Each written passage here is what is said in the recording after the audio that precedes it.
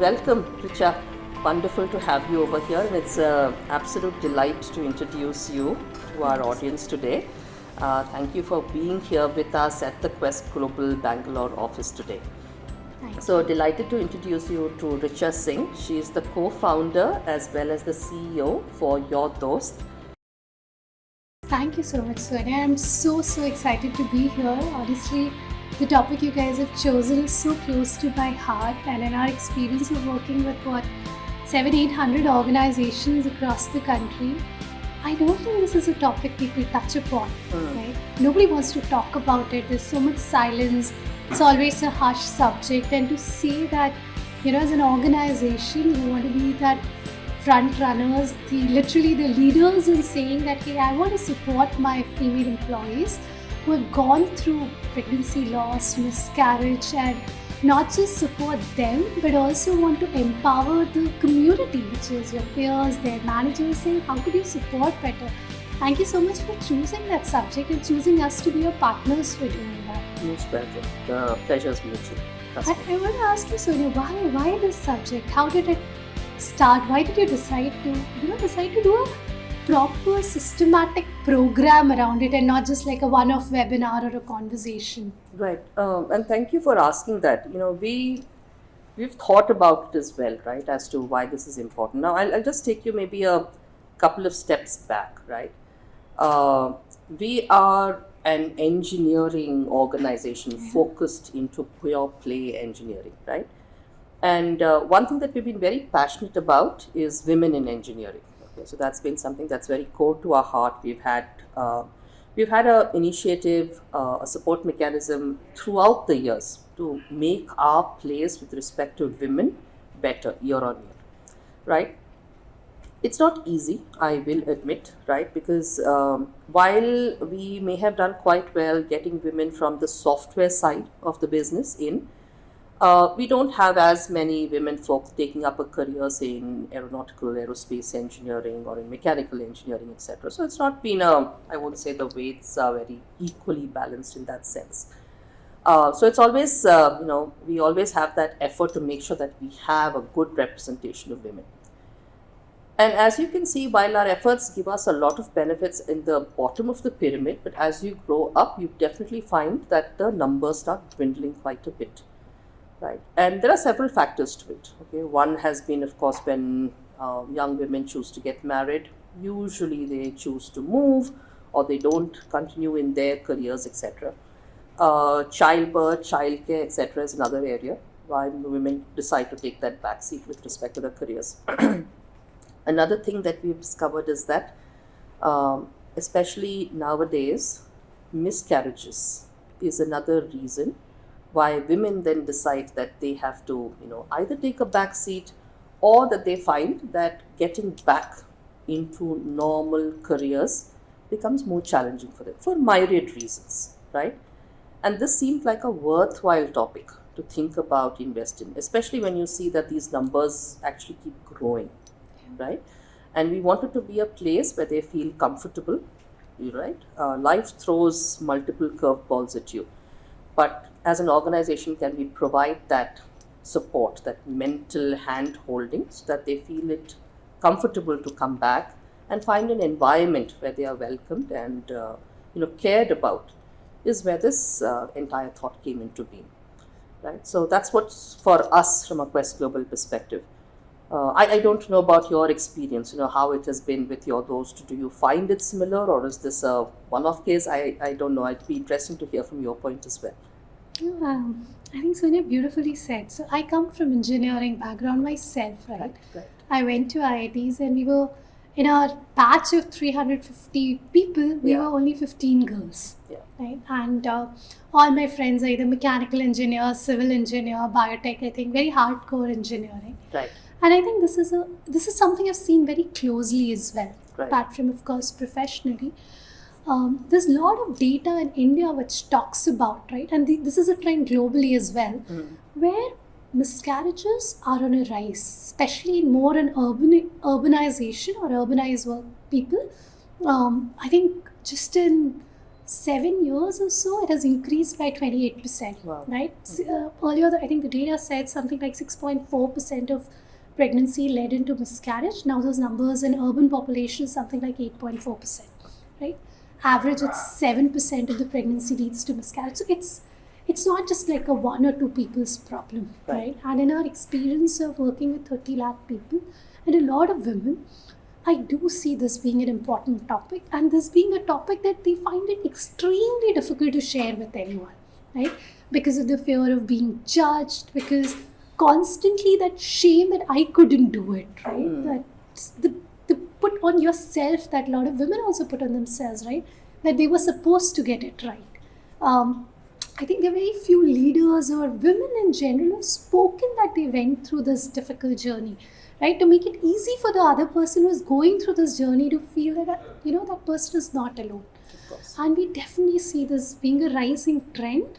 And also more people are now reaching out for support for something like this. And I think the fact that Quest Global has, gone out and said openly that we are here to support you, right? Support the individual, but also the managers and the peers to see how do you support the person better. I think that's commendable. Understandably, there's a lot of grief, right? Because a loss, especially losing a child, whatever stage of that process it happens in, is quite deep, right? And there's nothing that can quite clearly explain that.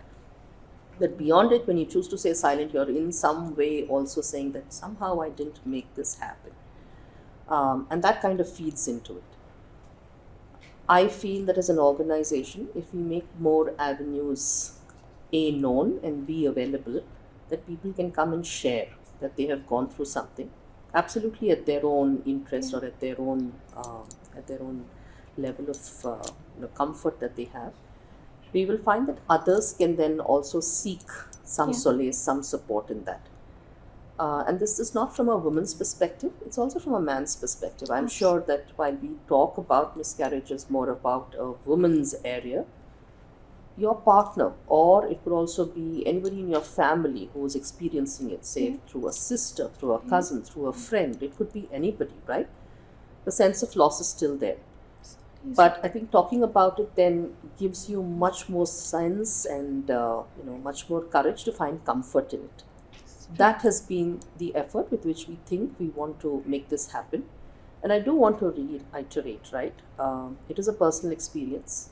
We are not mandating, we are not saying that you have to speak about it, etc. I think it is just to make sure that you have the space, and should you choose to do so, we want to make sure that we enable the organization for that, right? And I think the question that I would now, maybe like to hear from you is, when we talk about enabling, one thing that's been very, very deep in my mind has been, the silence usually happens because the person who's gone through that experience may not know how to, exactly replay it, talk about it, share it. But from a person who's receiving it, say from a manager's perspective, when I did hear data, right, that the sharing happens mostly with your partner, with your spouse, with your family or your friends. But the least amount would happen with your manager, right? It may also happen with your colleagues, but with your manager it will happen the least. At the same time, a lot what happens after, maybe because the manager was never aware, or the manager just does not know how to deal with it, right? So from a Yordos perspective, is there something that you found has been beneficial for managers because I really feel, Richard, that, every manager has the best intention, right? They do have the best intention. They want to do the right things. But sometimes when you're not aware of how to deal with a sensitive topic like this, you're more scared of doing it wrong, and hence you choose to be silent and just sit back, right? It's from that intention that it comes from. So what would Yordos suggest, or what could be the skills that Yordos could help a manager? It could be a man, it could be a woman, it could be anybody, right? But what can Yordos do to kind of help in that situation? Very nice. Good question, Sonia. And maybe before I go to managers, I think you beautifully said, right? I think you're looking to create that psychological safe space where people feel supported, right? If they want to share, that's fine. If they do not want to share, that's fine as well, right? If they decide to share, they know support is available. If they do not decide to share, then also they know support is available, right?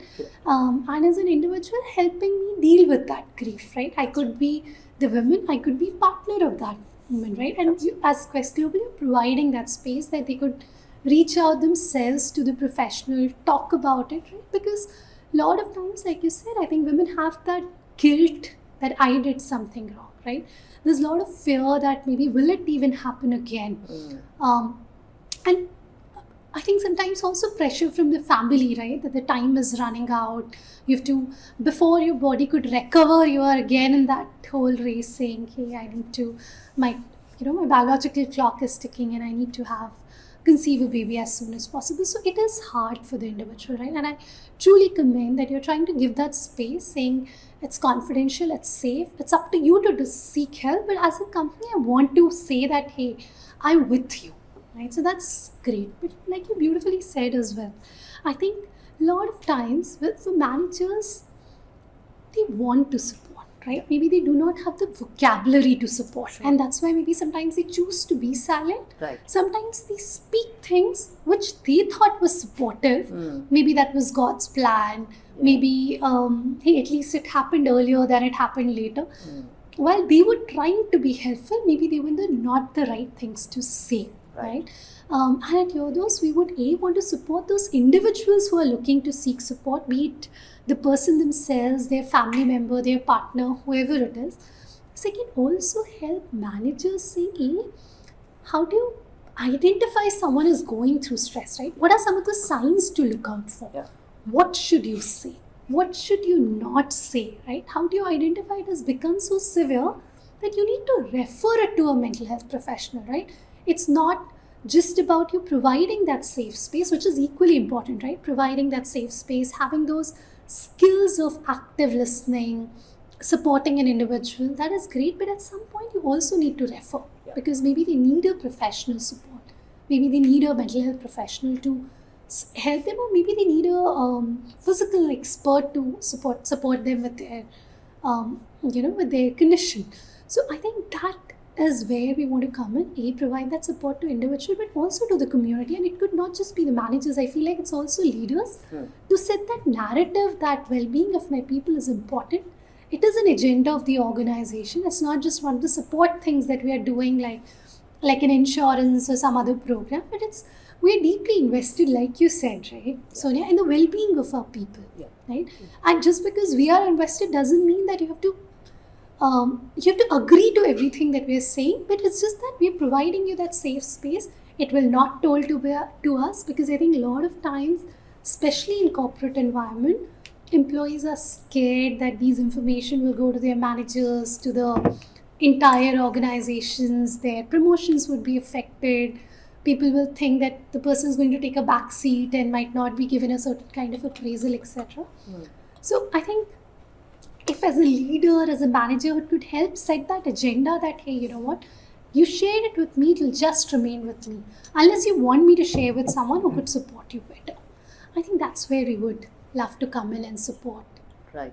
Where possible. So inadvertently, I mean, what have you heard? You referred to a couple of instances, but what have you heard that kind of makes the person who is undergoing this trauma in the first place feel even more left out? Is there some examples, some instances that you hear very often as you go through these? Yeah, I think quite a few times before appraisal, they would be like, what my manager said that, hey, so they're being supportive, right? I would want to give you more space and make you feel comfortable. So I'm not giving you that promotion because that's very heavy lifting work, and I would expect a lot of outcomes and output from you. And I know you went through a miscarriage and you will be trying again. So I want to give you that space where you feel comfortable. While I think intention again is good, but I think what is missing is they never ask the person, what do they want, right? If they are eligible and capable, did they want the promotion? Well, that's something they were looking forward to, etc. I think that's something we hear quite often. I see.